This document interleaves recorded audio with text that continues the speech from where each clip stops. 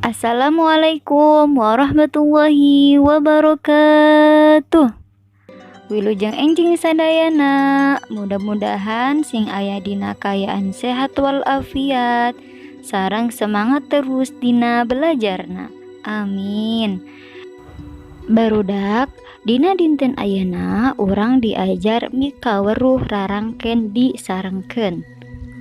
Tujuan pembelajaranna nyaeta barudak tiasa apal rarangken disarengkeun, barudak tiasa apal rarangken hareup di, barudak tiasa apal rarangken tukang.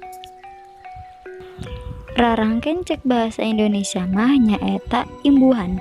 Nah, rarangken teh aya sababaraha rupa, nyaeta diantarabisna rarangken hareup, rarangken tengah, rarangken tukang, rarangken barung, jeung rarangken gabung.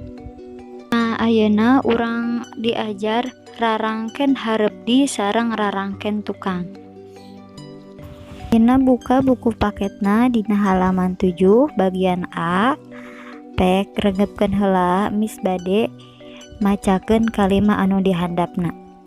Jabar kotok biasa dimangpaatkeun pikeun ubah rupa-rupa panyakit kawas kencing manis, nyeri beuteung, borok, jeung bisul.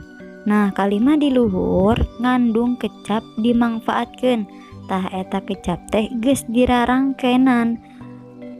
Contoh lain dina rarangken disarengkeun nyaeta unggal isuk Noval sok dihudangkeun ku bapana.